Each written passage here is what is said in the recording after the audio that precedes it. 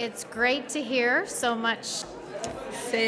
Ça fait chaud au cœur d'entendre toute cette discussion, de voir que vous êtes tous à vous mettre à jour les uns les autres. J'espère que vous avez bien profité du dîner.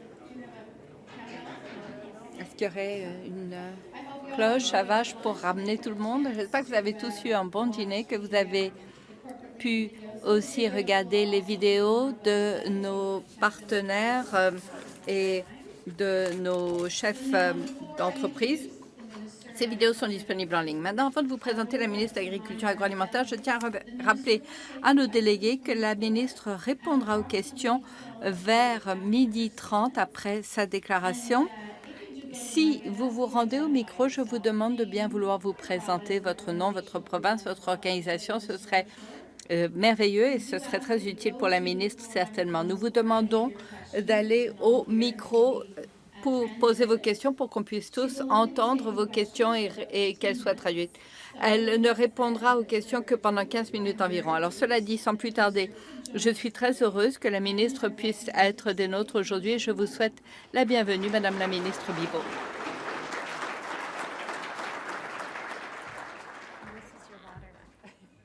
Thank you.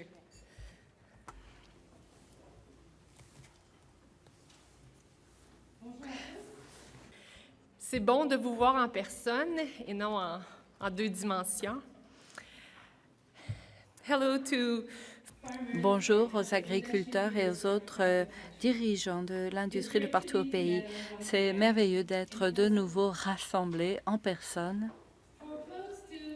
Depuis près de 90 ans, la FCA est une voix très forte pour les agriculteurs qui alimentent le Canada et le monde entier. Cette voix est nécessaire aujourd'hui plus que jamais. Mary, merci à vous. C'était merveilleux de voir que vos parents, John et Hazel, ont reçu l'Ordre du Canada pour leur contribution à l'agriculture et à notre pays.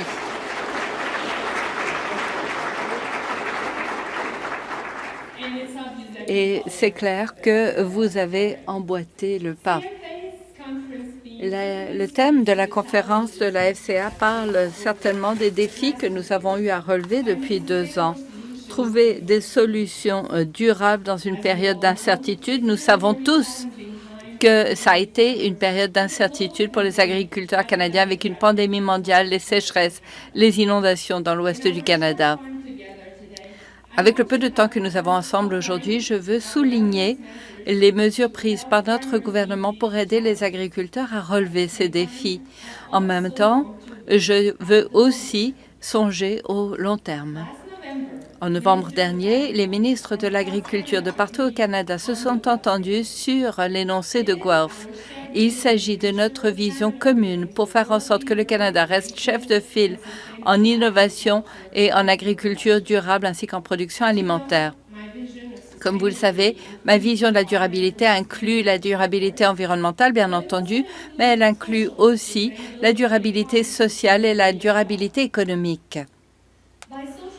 Quand je parle de durabilité sociale, je veux dire que nous devons absolument faire attention à l'aspect humain de notre secteur.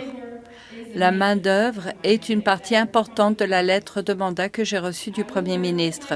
Je vais travailler avec mes collègues au sein du cabinet ainsi qu'avec les gouvernements et l'industrie pour développer une stratégie pour la main-d'œuvre en agriculture. Nous allons traiter des pressions à court terme et proposer des solutions à long terme pour les agriculteurs et pour la transformation alimentaire. J'encourage la FCA à participer pleinement à ce processus dans les efforts pour élaborer une stratégie nationale pour la main-d'œuvre dans ce secteur. Il faut qu'il s'agisse d'un effort d'équipe. Les travailleurs internationaux seront toujours critiques pour ce secteur. Je continuerai à travailler très fort pour appuyer l'arrivée sécuritaire et dans les délais pour les travailleurs étrangers temporaires cette année et à l'avenir. Les employeurs ont aussi un rôle essentiel à jouer, y compris quand il s'agit d'offrir un milieu de travail compétitif. La diversité offre aussi de belles opportunités. Nous avons besoin que chacun soit présent à la table. Aujourd'hui, plus que jamais, les femmes assument des rôles de leadership à la ferme, dans les laboratoires scientifiques et au sein des organisations du secteur privé et du gouvernement. On a accueilli une première femme à la tête de la Commission canadienne du lait. Jennifer Hayes, et une autre au poste de vétérinaire en chef du Canada, la docteure Mary Jane Ireland. Elles rejoignent des pionnières comme Jane Alford à la présidence de Financement agricole Canada et votre présidente, Mary Robinson. On doit aussi faire une place aux jeunes et aux autres groupes sous-représentés. La semaine dernière, j'ai lancé un appel de candidature pour recruter de nouveaux membres au sein du Conseil de la jeunesse agricole canadienne. Dans les 2 dernières années, nous avons eu des discussions passionnées sur plusieurs dossiers importants, comme l'agriculture durable et la confiance du public. Le Conseil donne la possibilité aux jeunes d'influencer les politiques et les programmes qui auront une incidence directe sur leur avenir dans le secteur, comme ils l'ont fait d'ailleurs avec le programme Agri-Communication. Nous cherchons en ce moment à recruter 14 nouveaux jeunes pour siéger au Conseil. Alors, si vous avez entre 18 et 30 ans, je vous invite à relever le défi et à passer le mot. Il faut aussi briser les tabous. Il faut aussi briser les tabous qui entourent la santé mentale. Avec les défis que vous avez à surmonter, avec la nature de votre travail qui est souvent solitaire, je sais que vous vous sentez parfois à bout de force. Mais je vous rappelle qu'il y a des ressources à votre disposition si vous avez besoin d'aide. Être fort, c'est justement quelquefois aller chercher de l'aide. Alors, c'est important de continuer à briser ce tabou à l'égard de la santé mentale. En plus de l'élément social, un élément central de la durabilité, c'est l'environnement. Avec les inondations que nous avons vécues en Colombie-Britannique et la sécheresse dans l'ensemble de l'ouest du Canada, il nous faut fournir un soutien rapidement et il n'y a aucun doute qu'il nous faut aussi redoubler d'efforts pour améliorer notre résilience à l'impact du changement climatique. Nous savons que des défis restent dans l'immédiat pour des agriculteurs partout dans l'Ouest et c'est la raison pour laquelle nous avons travaillé avec les provinces pour livrer plus d'1 milliard de dollars d'agri-relance et d'aides financières d'urgence pour aider les producteurs qui souffraient des inondations et de la sécheresse. Mary, je tiens à vous remercier. Remercier aussi la FCA qui a fait des efforts pour aider les voisins dans le besoin avec Foin Ouest. Je suis heureuse que le gouvernement ait pu donner jusqu'à 4 millions de dollars pour aider la FCA à couvrir les coûts de transport de foin dans le cadre de ce programme. Comme on le fait aux catastrophes dans l'immédiat. Mais nous devons aussi réfléchir à long terme. Un environnement durable en agriculture, c'est l'affaire de tout le monde, y compris les gouvernements, les intervenants et l'industrie. C'est ce que demandent les consommateurs ici et à l'étranger. Partout au Canada, les producteurs et les productrices agricoles veillent à la santé de leur sol et aussi à la santé de notre biodiversité grâce à des pratiques comme le labourage minimal, la rotation des pâturages et la conservation des milieux humides. Nous sommes là pour vous épauler dans ces efforts qui sont essentiels à la lutte contre les changements climatiques. Dans la dernière année, le gouvernement a lancé des programmes pour plus d'1 demi-milliard de dollars pour aider les producteurs à adopter des pratiques durables et à se procurer des technologies propres. Cela comprend la 2e génération des laboratoires vivants, qui est soutenue par un investissement fédéral additionnel de 185 millions de dollars sur 10 ans. Les projets de recherche collaboratifs qui en découlent donnent déjà des résultats impressionnants partout au pays. Par exemple, au Manitoba, la Première Nation de Swan Lake travaille avec des chercheurs pour capter et stocker les eaux de ruissellement à la ferme et prévenir les pertes de nutriments. Également, pour aider les producteurs à prendre des mesures immédiates pour réduire nos émissions, nous avons mis sur pied le Fonds d'action à la ferme pour le climat. La semaine dernière, j'ai annoncé le nom des 12 organisations agricoles de partout au pays qui vont administrer ce fonds de près de 182,7 millions de dollars et qui vise à offrir des incitatifs financiers directs pour l'adoption de meilleures pratiques, les cultures de couverture, la gestion des fertilisants et les pâturages en rotation. Advancing sustainability. L'avancement de la durabilité dans ce secteur prend du temps, des ressources, un engagement et de l'ingéniosité. Et oui, cela nécessite aussi des ressources supplémentaires. C'est la raison pour laquelle nous avons lancé le programme des technologies vertes pour aider les producteurs et les agro-entreprises à investir dans de nouvelles technologies qui aident à mettre de l'avant la durabilité environnementale et réduire les émissions. 60 projets ont déjà été approuvés partout au Canada dans la première vague du programme. Les producteurs sont comme un producteur de grains dans l'Ouest ont obtenu du financement pour un séchoir à grains. En Nouvelle-Écosse, la famille Buckman a pu installer de nouveaux panneaux solaires pour offrir de l'électricité pour leurs fermes laitières.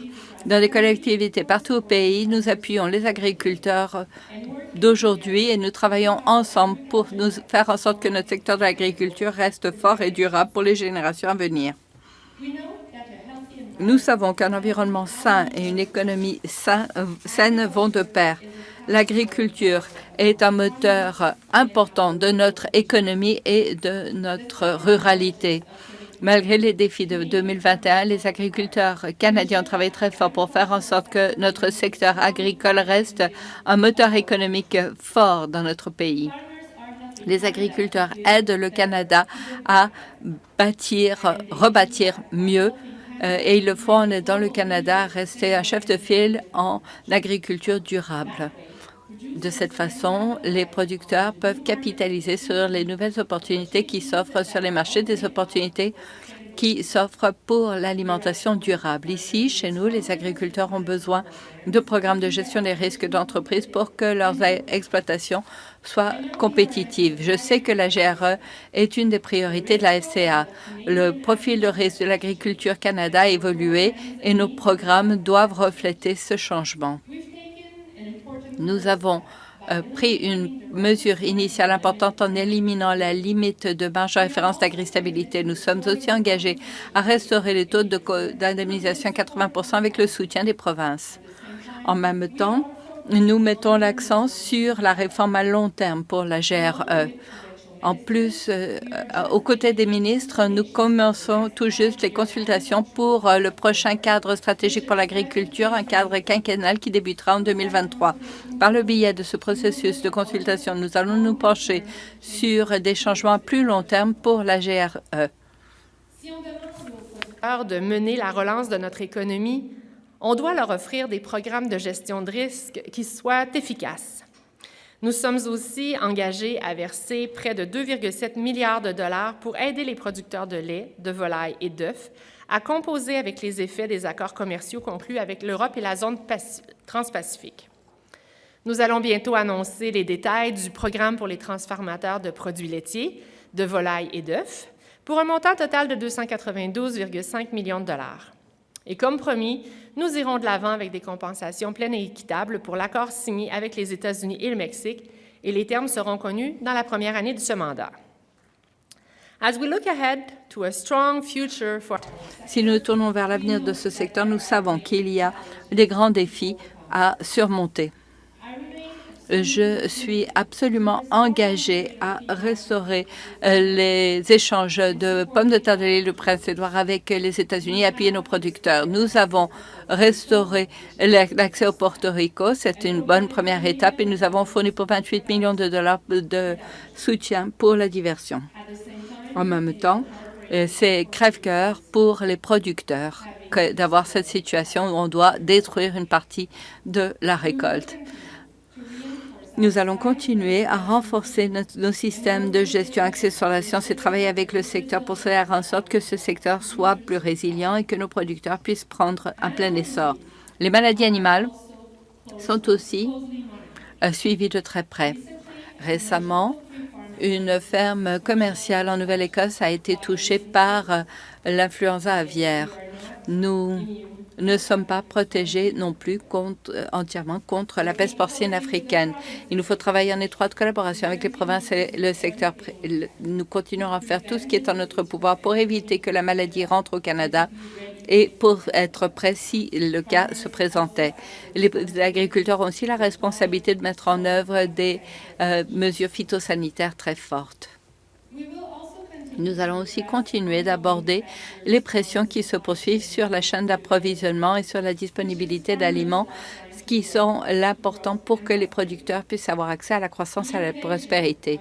L'invasion de l'Ukraine par la Russie devrait faire encore plus de pression sur nos chaînes d'approvisionnement et contribuer à des augmentations de prix mondiaux pour les grains et oléagineux.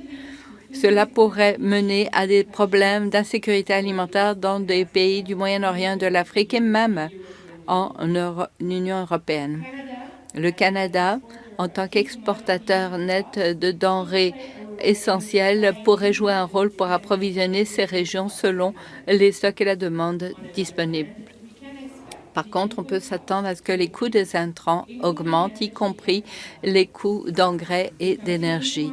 Nous continuerons à suivre la situation de très près. Nous travaillerons avec le secteur pour limiter l'impact sur les agriculteurs. Il y a un mois, le ministre des Transports a tenu un sommet sur les chaînes d'approvisionnement avec un certain nombre de ministres et d'intervenants essentiels. Nous avons eu d'excellentes discussions avec certaines très belles idées quant aux façons de s'assurer que la chaîne d'approvisionnement continue à bouger. Nous travaillons avec l'industrie pour relever ces défis tout en positionnant le secteur pour un avenir ensoleillé.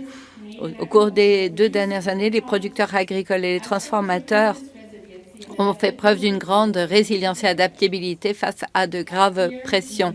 L'an dernier, en plein milieu de la pandémie, nos exportations d'agriculture et d'agroalimentaire ont atteint un niveau record de plus de 82 milliards de dollars. Nous avons déjà dépassé notre cible de 75 milliards de dollars d'ici 2025. Voilà qui témoigne bien du beau travail fait par nos agriculteurs et nos transformateurs alimentaires de concert avec le gouvernement. Comme je l'ai mentionné, les ministres de l'Agriculture du Canada commencent maintenant à façonner le prochain cadre stratégique pour l'agriculture. Un cadre quinquennal qui aidera nos agriculteurs et nos transformateurs à être chefs de file en agriculture durable et qui leur permettra d'avoir toujours un pas d'avance sur la compétition. J'ai hâte de travailler avec la FCA pour faire en sorte que le prochain cadre aborde les priorités des agriculteurs canadiens. Merci de nouveau à Mary et à son équipe. Merci.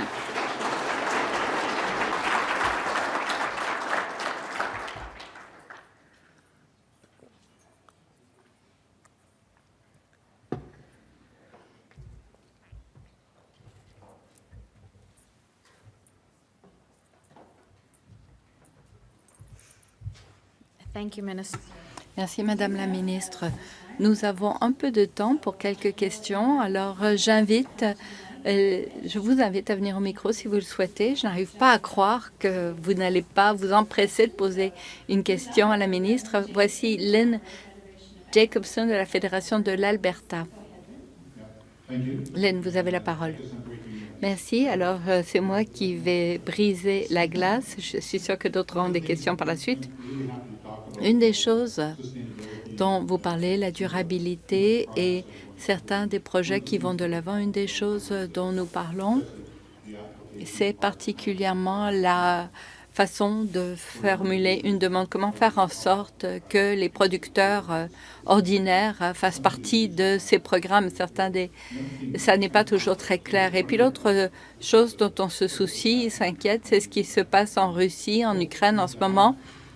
Qu'est-ce que ça va signifier pour l'approvisionnement en grains? Parce que la Russie et l'Ukraine sont parmi les plus grands producteurs alimentaires au monde. Vous avez mentionné cela en passant. Mais qu'est-ce que ça va signifier pour nous ici au Canada? Est-ce que nous allons devoir approvisionner ces pays? Merci. Alors, nous avons un ferme engagement à aider le plus grand nombre de producteurs possible pour qu'ils puissent participer à cette transition pour une agriculture toujours plus durable. Si je dis toujours plus durable, c'est parce que je suis sincèrement convaincue que les producteurs, qu'est-ce qui est le plus important pour vous? Ce sont vos terres, vos animaux. Vous avez toujours pris soin de l'environnement depuis des générations déjà, mais maintenant, avec la crise climatique, nous reconnaissons tous qu'il faut redoubler d'efforts et nous savons que d'agir plus rapidement nécessitera des ressources et tout d'abord, nous voulons investir dans la recherche et l'innovation et faire en sorte que les nouvelles connaissances, les nouvelles technologies soient bel et bien partagées avec le plus grand nombre possible et que ces solutions sont accessibles, abordables pour les agriculteurs. Voilà pourquoi nous investissons dans ces différents programmes. La semaine dernière, j'ai annoncé qui seront les administrateurs du presque 200 millions de dollars pour l'action à la ferme, l'action climatique à la ferme. Il s'agit là d'offrir des incitatifs financiers pour les agriculteurs qui adopteront de bonnes pratiques comme les cultures de couverture, une meilleure gestion des engrais. Et nous avons aussi le programme de technologie propre pour aider à se payer des technologies plus environnementales, les séchoirs à grains, les systèmes de chauffage, l'agriculture de précision. Il y a aussi des subventions pour l'achat de ces équipements. Au sujet de l'Ukraine maintenant, j'espère que ça ne va pas perdurer, mais les choses se présentent très mal. C'est clair que l'Ukraine est un producteur exportateur agricole important. Cela va avoir un impact. La Russie aussi. Alors, je dirais que mes premières pensées, bien entendu, vont aux collectivités, aux communautés en Ukraine, mais aussi je pense aux pays en développement qui étaient approvisionnés par l'Ukraine. Et je sais que nos producteurs travaillent déjà très fort avec le programme alimentaire mondial pour approvisionner le Moyen-Orient parce qu'il y a un problème de sécurité alimentaire très grave là. Nous savons aussi, et je pense qu'il est trop tôt pour parler d'opportunités, on parle là d'une guerre. L'autre élément, c'est que cela va sans doute encore faire pression sur nos chaînes d'approvisionnement, sur les prix des intrants, des engrais, les prix et la disponibilité de certains de ces intrants. Alors, il y aura peut-être de nouveaux clients approvisionnés, mais il y aura tout de même des impacts sur les prix et sur la chaîne d'approvisionnement elle-même, la disponibilité de conteneurs et ce genre d'enjeux.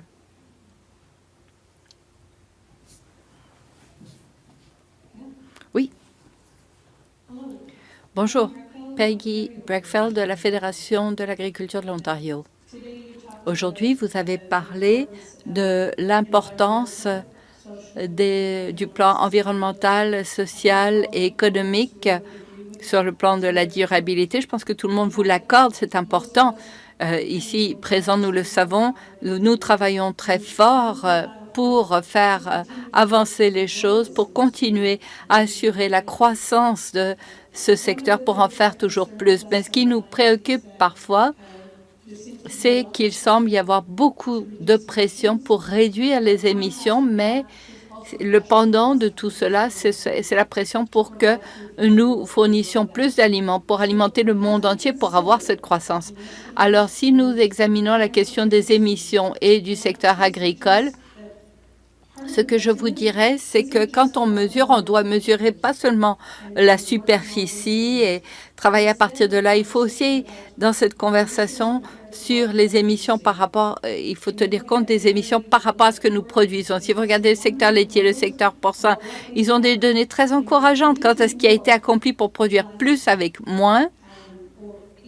Si vous regardez les choses de cette façon, leurs émissions sont peut-être restées inchangées, mais ils produisent plus et ils font de très belles choses et ça doit être tenu en ligne de compte dans cette conversation. Merci. Oui, je comprends aussi la différence entre les émissions elles-mêmes et l'intensité par rapport à la production. En bout de ligne, en tant que pays, en tant que planète, nous avons ce devoir de réduire nos émissions nettes et nous visons un Canada à des émissions nettes zéro d'ici 2050 et réduire de 40-45% d'ici 2030. Alors, il nous faut trouver les solutions d'avenir. Nous devons aussi améliorer notre capacité à mesurer, parce qu'il y a encore du travail à faire sur le plan de la mesure, savoir exactement quels sont les points de comparaison et comment nous pouvons avancer. Dans tous les secteurs de l'économie, il y a un rôle à jouer. Et en agriculture, nous avons notre rôle à jouer aussi.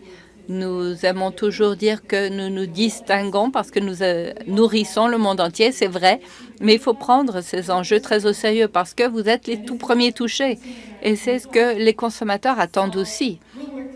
Alors nous allons travailler ensemble pour trouver les meilleures voies pour l'avenir. Il y a de nombreuses consultations et je ne peux pas comparer à ce qui se faisait avant ce gouvernement, mais j'ai vraiment le sentiment que nous avons été très ouverts, que nous avons tenu de nombreuses consultations et conversations avec vous. Nous allons continuer à le faire, non seulement par le biais du ministère de l'Agriculture, mais aussi par le biais du ministère de l'Environnement. Monsieur Guilbeault est un type raisonnable, il est très futé et il nous lance un défi, oui, mais en même temps, il comprend.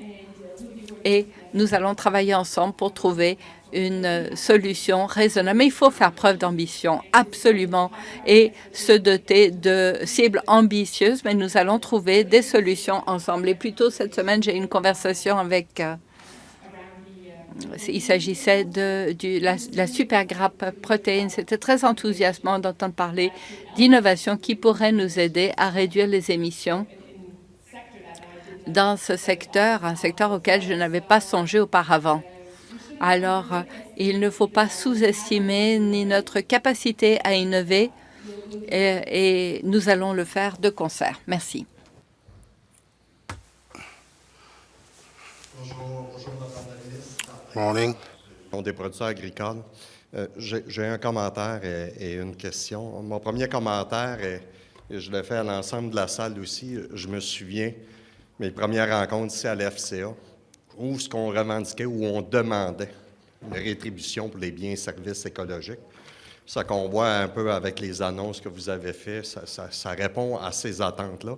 On disait en même temps par rapport à la gestion des risques des entreprises, on disait qu'il va falloir être capable de hausser ou de bonifier cette enveloppe-là générale par rapport à ces montants-là.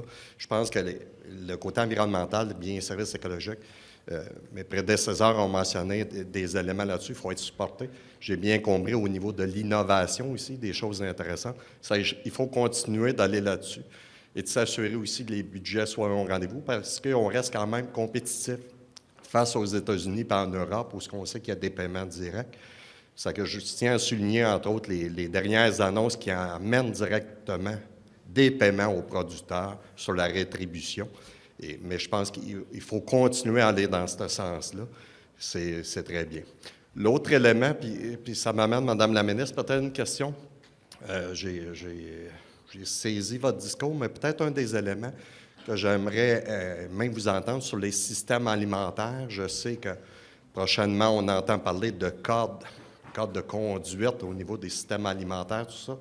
J'aimerais juste savoir, Madame la ministre, s'il y a des éléments que vous pouvez nous mentionner aujourd'hui ou il faut attendre peut-être un petit peu plus au mois d'avril qui s'en vient. Merci. Merci.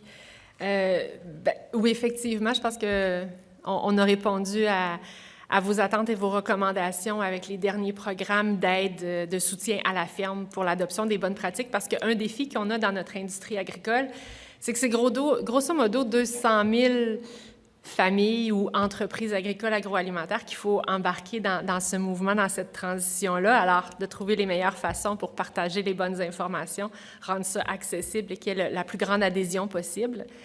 Au niveau du système alimentaire et du code de conduite, plus particulièrement, vous le savez, le ministre Lamontagne et moi, on co-préside un comité et là, vraiment, on a mandaté un groupe de l'industrie parce que notre souhait, c'est quand même qu'ils en arrivent à un code de conduite, à un consensus sur ce code de conduite volontaire-là. Mais pour s'assurer que les travaux avancent, on a fourni des ressources aussi, un secrétariat, je dirais, un médiateur, en tout cas quelqu'un pour les aider à avancer, s'assurer que ça avance. On s'attend à la fin du mois, donc disons pour avril, à avoir des recommandations, un plan d'action avec des mesures concrètes. Alors, il leur reste encore un mois de travail, je dirais. Là, pour le moment, je ne présumerai pas, mais je vis effectivement l'espoir qu'on va avoir des mesures concrètes dans l'ordre d'un code de conduite volontaire qui pourrait non seulement répondre aux défis auxquels on a fait face au moment où on a créé ce comité-là, puis là, je perds la notion du temps avec la COVID, là, mais ça fait peut-être 1 an et demi, là où il y avait des taux qui avaient été augmentés de façon significative par certains détaillants. Et en ce moment aussi, on voit qu'avec l'inflation, l'augmentation des prix, il y a un enjeu pour voir qui absorbe le choc dans le système alimentaire. Donc, ce code de conduite-là, ces principes de collaboration pourraient aussi servir à ce niveau-là. Merci. Thanks. Thanks, Mary. And Karen Manis. Merci, Thelma, Madame la ministre. C'est bien de vous avoir parmi nous. Merci d'être là. Nous avons entendu vos commentaires concernant le rôle de l'agriculture dans la durabilité, certains investissements que vous faites. Vous avez parlé de l'importance des mesures, l'appui aux producteurs pour prendre des activités régénératrices. Parmi les mesures que nous avons vues, le problème, c'est que les producteurs ne comprennent pas exactement quelles techniques ils peuvent utiliser et l'impact sur la santé des sols et aussi leur rentabilité. Nous avons une bonne discussion ce matin sur la durabilité et le carbone ici. Un élément clé qui demeure important, c'est comment aider les producteurs à faire ce lien. Aux États-Unis, USDA a annoncé, comme vous le savez peut-être, $1 milliard pour développer ce projet pilote, pour appuyer les producteurs et pour prendre certaines activités et mesurer l'impact de leurs entreprises sur le sol. Est-ce que vous pouvez nous dire peut-être si votre ministère envisage ce genre de démarche, comment mobiliser tout ça, l'implanter à plus grande échelle pour que les producteurs puissent comprendre les liens? Oui, ça me ramène au programme que j'ai évoqué un peu plus tôt. Et aussi les laboratoires vivants. Vous parlez de partager les pratiques optimales avec l'initiative Living Lab, les labos vivaces. Nous avons environ 165 millions de dollars investis là-dedans pour avoir plus de ces laboratoires à l'échelle du pays. L'idée derrière ces programmes, c'est de faire adhérer les producteurs, les scientifiques de toute la région. D'autres producteurs viendront jeter un coup d'œil pour apprécier la façon de faire, les retombées, mieux comprendre le contexte, être plus prêt à adopter ces pratiques optimales. L'initiative climatique sur les fermes, c'est une autre initiative. Cleantech, les mesures écologiques, c'est une autre façon d'obtenir des subventions pour renforcer l'aspect écologique. L'année dernière, nous avons annoncé plus qu'un demi-milliard de dollars en appui aux agriculteurs versés directement et qui entourent les meilleures pratiques et les technologies pour réduire l'émission. Nous sommes déjà sur cette voie. Comme je dis souvent, si je dois obtenir plus d'argent du ministre des Finances, je dois promettre ces choses. Actuellement, il travaille avec 2 colonnes de chiffres. C'est un message que j'ai partagé avec les collègues provinciaux. Les discussions sur la prochaine génération de l'entente de partenariat canadien. Donc, nous examinons différentes façons de vous appuyer. Il y a aussi beaucoup d'investissements dans la recherche, l'innovation et les mesures afin de trouver les bonnes pratiques, de nouvelles pratiques.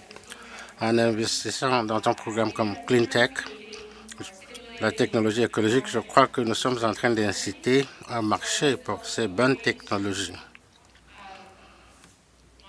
C'est aussi une façon de motiver l'industrie pour qu'elle accélère le pas dans le développement et la commercialisation de ces technologies pour les rendre plus abordables, plus rapidement. C'est une autre façon de venir en aide à un plus grand nombre d'agriculteurs dans le sens d'adopter ces nouvelles pratiques et technologies.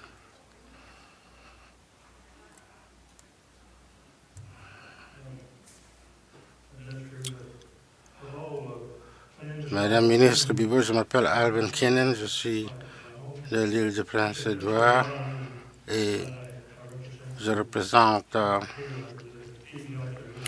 Fédération d'agriculture de l'île du Prince-Édouard. Félicitations d'avoir été la première femme ministre de l'Agriculture. Et si je comprends bien, vous êtes le premier francophone, parce que je ne sais pas si je me trompe. Cela démontre vos capacités. L'île de Prince-Édouard a été très vocale récemment dans les médias sociaux, dans les médias en général, à cause de leur situation concernant les pommes de terre. Je ne veux pas rentrer sur mon ancienneté, mais ça fait longtemps que je travaille dans ce domaine. J'ai eu la chance de grandir à 6 000 de la frontière, à Wootton, et j'ai commencé à travailler dans les champs de patates. Après Noël, les agriculteurs de Maine bloquaient la frontière contre les pommes de terre canadiennes. Et il y avait des avions de la côte Est qui allaient aux États-Unis. Et durant ma vie, les degrés d'importation et d'exportation étaient à peu près identiques. Ça a changé maintenant, mais la situation n'a pas changé lorsqu'il y a des tonnes ou des cargaisons de pommes de terre à l'Est. Il y a 20 ans, on pouvait travailler dans ce domaine à l'île du Prince-Édouard, mais c'était une récolte abondante. La CA a aidé à développer un protocole pour contrôler les productions et au fil des ans, la CA s'est un peu distancée et c'est presque impossible de communiquer avec eux pour qu'ils examinent certains protocoles en vigueur et l'industrie leur a demandé urgemment de le faire. En ce moment,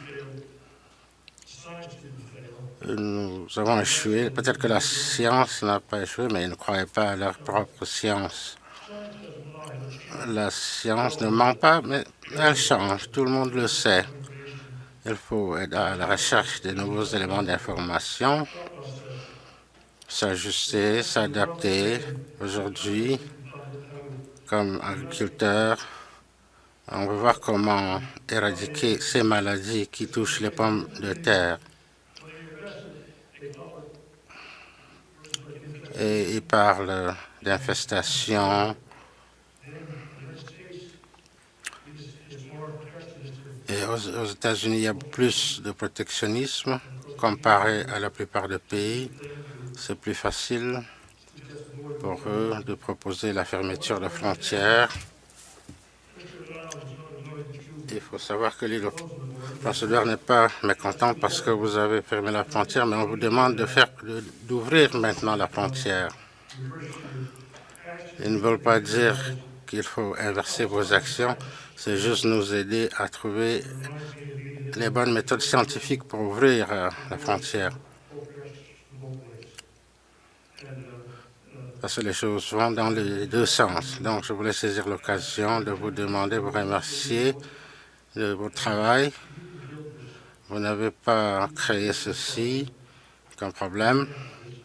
Vous avez hérité de ce problème. Donc, c'est bien de vous avoir là-bas. Vous avez notre soutien.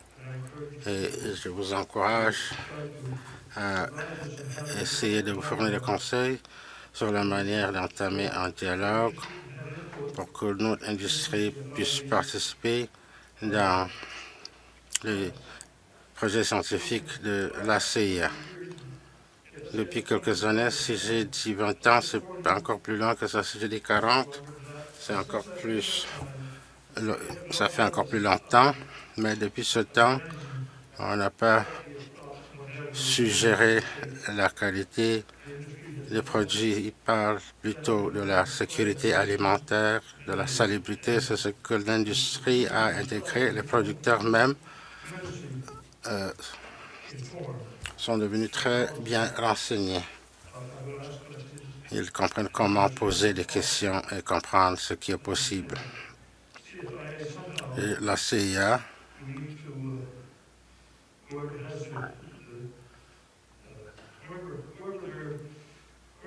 la personne responsable, je pense qu'on peut vérifier. Est-ce que c'est Santé Canada? Est-ce que c'est le peuple? C'est ça la bonne réponse. Il faut sensibiliser tout le monde au Canada sur cette question. Mais c'est presque impossible. Mais les gens de l'industrie se retrouvent dans cette salle. Et je vous demande donc pas de le faire aujourd'hui, mais de faciliter le processus. Merci. Je comprends les difficultés sur l'île en ce moment. Je sais que l'industrie des pommes de terre et le gagne-pain d'un très grand nombre de familles.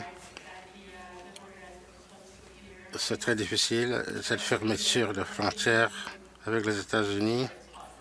Je vous assure que nous allons travailler d'arrache-pied pour ouvrir la frontière. On a pu le faire avec Puerto Rico, avec les pommes de terre pour la table. Et nous espérons pouvoir réouvrir la frontière pour les pommes de terre de table. Et nous allons poursuivre l'enquête pour les semences. Je comprends bien, nous allons travailler avec vous pour demander à la CIA d'améliorer leur communication. Je pense que les scientifiques sont très compétents, mais la science, c'est leur point fort. La communication n'est pas forcément leur point fort. Nous allons trouver une solution fondée sur la science. Nous allons inclure plus de personnes autour de la table pour faciliter la communication de part et d'autre. J'aimerais vraiment trouver une solution. Depuis 6 ans, c'est le dossier qui me préoccupe le plus. Pour nous, c'est très sérieux. La CIA, l'Agriculture Canada, nous n'allons pas vous décevoir. Nous allons travailler fort pour rouvrir les frontières, appuyer les agriculteurs les plus touchés. C'est promis.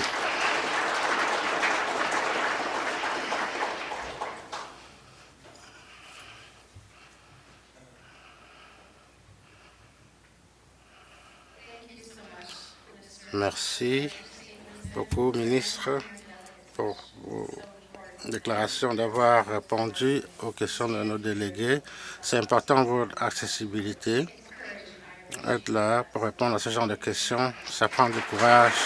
Je l'apprécie. Merci.